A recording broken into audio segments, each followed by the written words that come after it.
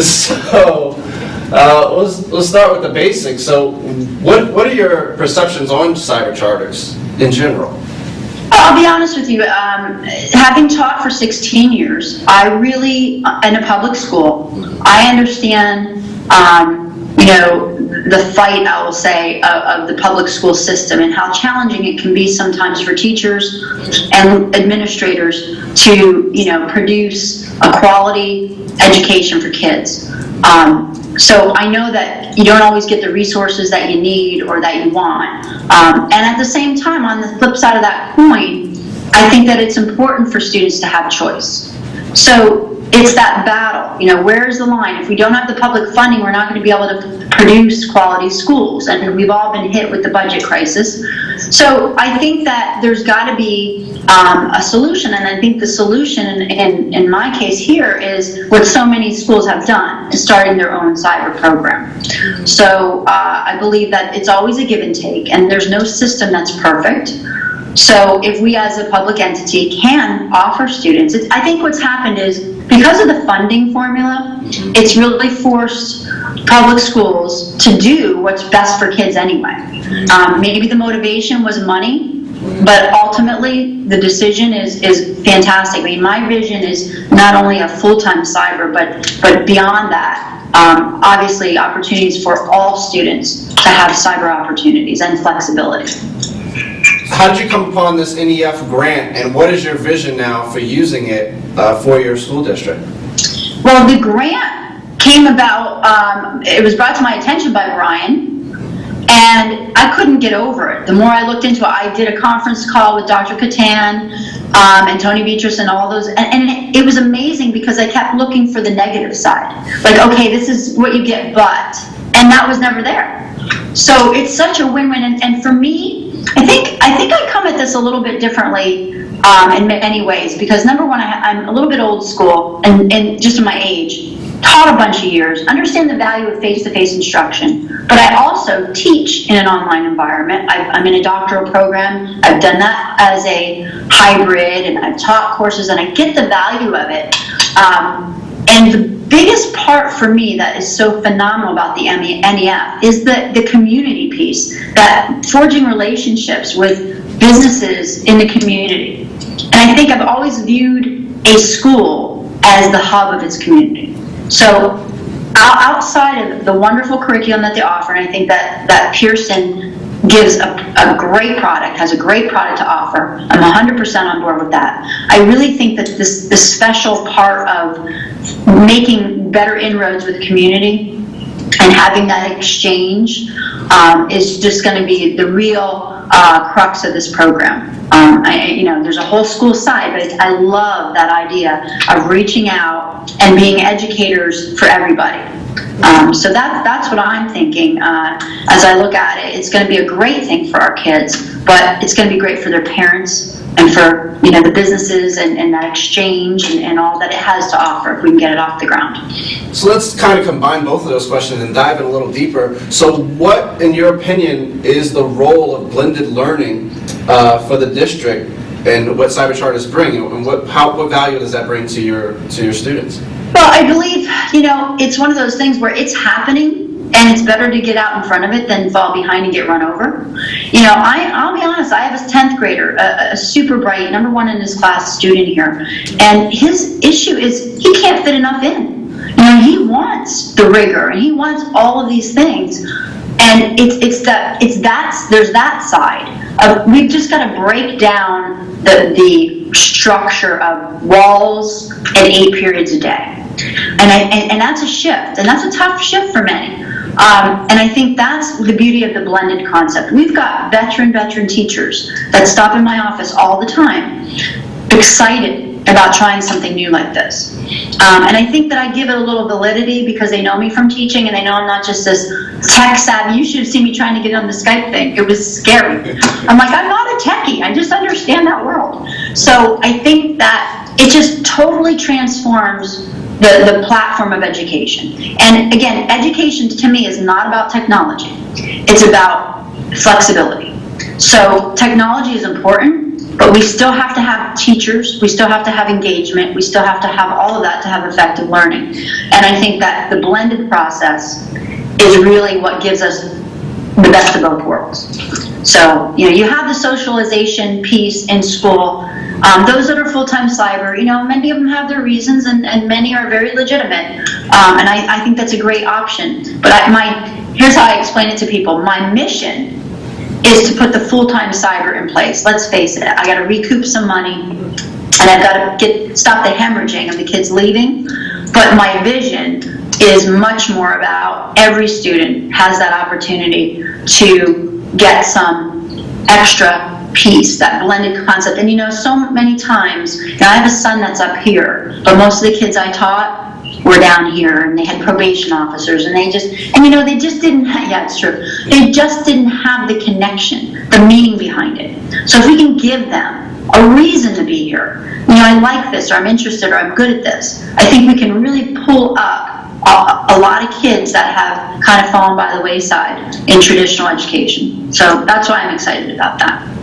As we're developing this teaching and learning online course, what would you like to see embedded into this teaching and learning course for your undergraduate teachers that may be coming into the district that you may be hiring? I think the most critical piece of a course like that is to emphasize the need for engagement. And that whole, I'm sure you've read all about the sage on the stage, and you really just are a facilitator. We're both coaches, and that's what the role has become, I think. An online facilitator, teacher needs to be more of a coach. He needs to find the strengths in those students, needs to help emphasize those strengths, and really facilitate the collaboration, because our world today and moving forward is all about collaboration. It's all about working with people that you may not like. It's about, or they're not your best friends, but you got to figure out a way to do it. So I think that the essence of the course, there's responsibility for everyone involved, but you have to try to get that vested buy-in from the student. And if you're just strictly, online and click around whatever you want to do, that's tough to get. So you just have to have that presence, I think, of the teacher, and that every individual in that course is important and has something to say and should share with every other individual in that course. That's kind of what I think.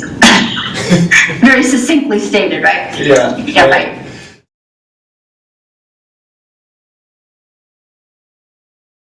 Well, what I've seen in my tenure of online learning is this. Many districts jumped into this because they wanted to save money. And they did it very short-sightedly. They didn't realize what goes into it. And I think because of that, they failed. So often in many cases, they'd say, oh, let the assistant principal take care of that thing over there. And maybe it worked for some, but for most it did not. I think you just have to really understand the importance of it. You have to believe in it. And you have to make it truly a robust and great program for your staff. Sometimes I think what happens too is they'll have anyone, and I say anyone, man the courses or facilitate them. I'm a firm believer in you should have a content specialist in that course, because then you're more likely to have that teacher. Brian and I have talked about this. We said it's a lot easier for a teacher to criticize than to compliment, and we like that. Because we're thinking, we're going to give them a course. It's a packaged course right now. My vision is for our teachers to write their own. But I want a teacher to say, I could do that a little bit better. And then I want them to do it better. So if you're just a facilitator, and nothing against the person covering the study hall or popping in that's free at this period, I don't think you have the buy-in and you're not vested. So I think if they really want it to be successful, they've got to be very vested in the process, believe in it, and really be there for the kids. There's so much of online is tracking the kids and making phone calls and shooting emails and meeting with them if things aren't going rather well, because in this environment it's new and it's different, and if you find yourself falling behind as a student, I think you panic and you don't know how to get out and you don't know how to make it work, and then you just flounder. So if you have the right people involved and you have the right checks and balances, I think it's very important to lend that support to the students, and that's a critical piece. And also be on them on the other side, like attendance. You can't just hide out just because you're online. Now, at my other school, what we ended up doing is we went to a much more synchronous platform, which, kids fight it, but they do a lot better. So I think little episodes of that as they get comfortable and you bring them in and you have a synchronous session, I think that's really a much better model to follow for the cybers. But when you're so large, like some of them, it becomes a problem. Yeah. So that's a piece that I think is very important, that contact and the support.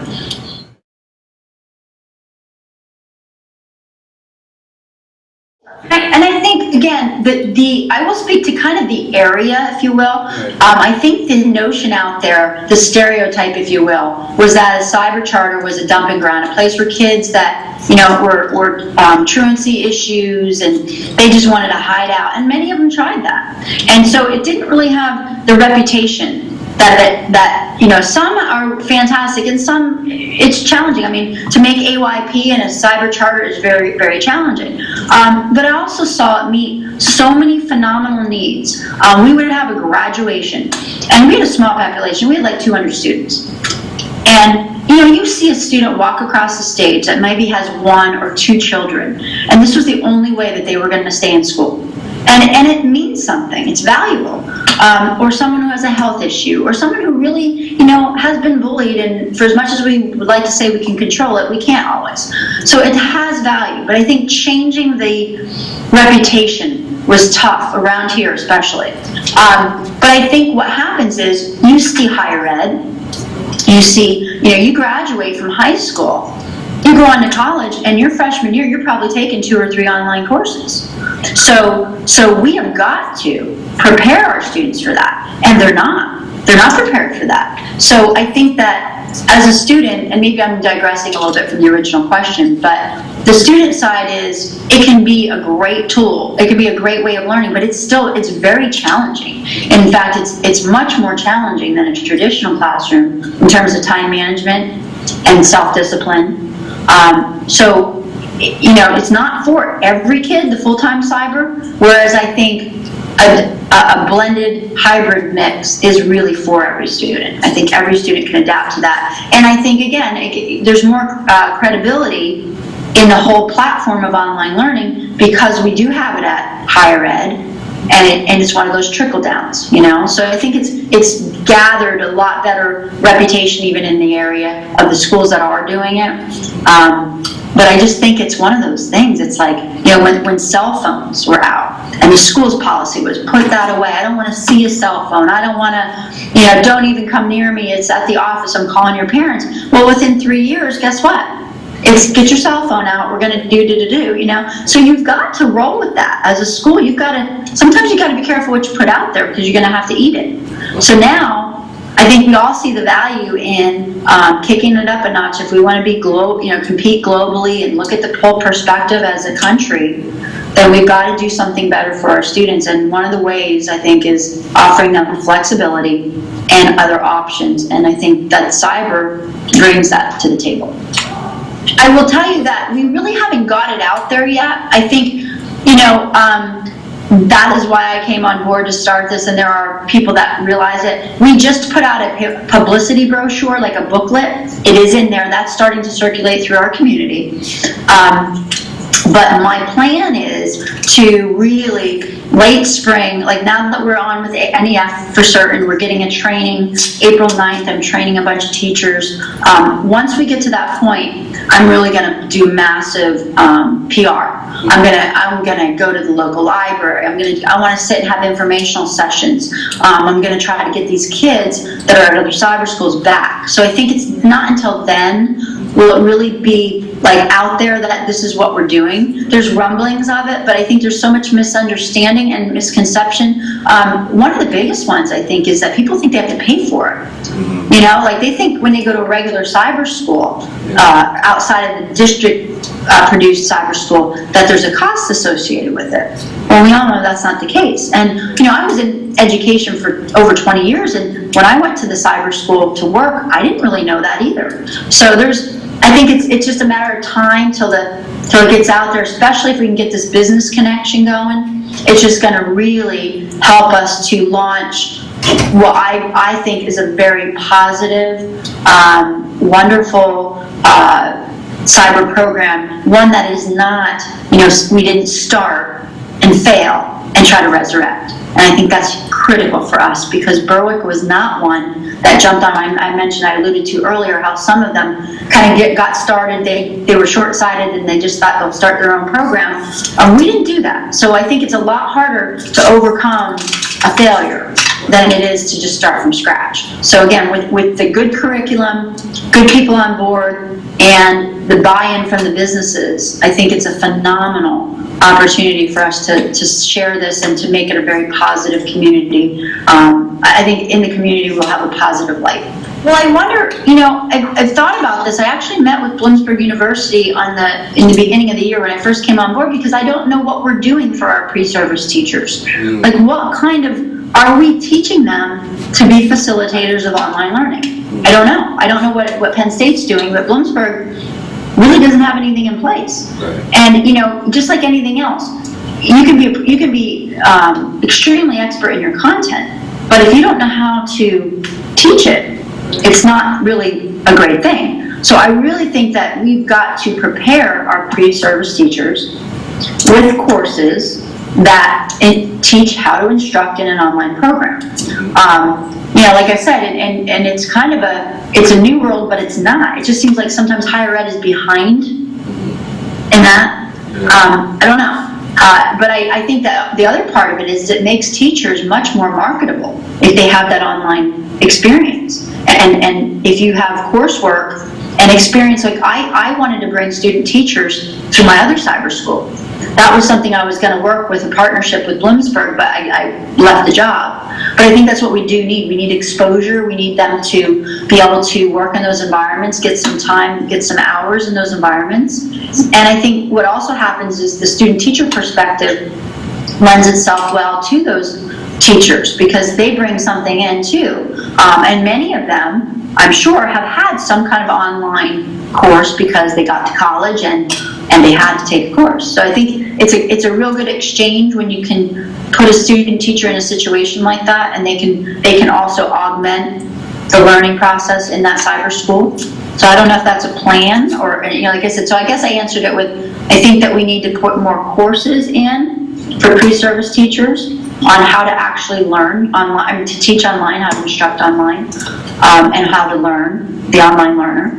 And also we need to give them those experiences out in the field of cyber school. So. Well, thank you very much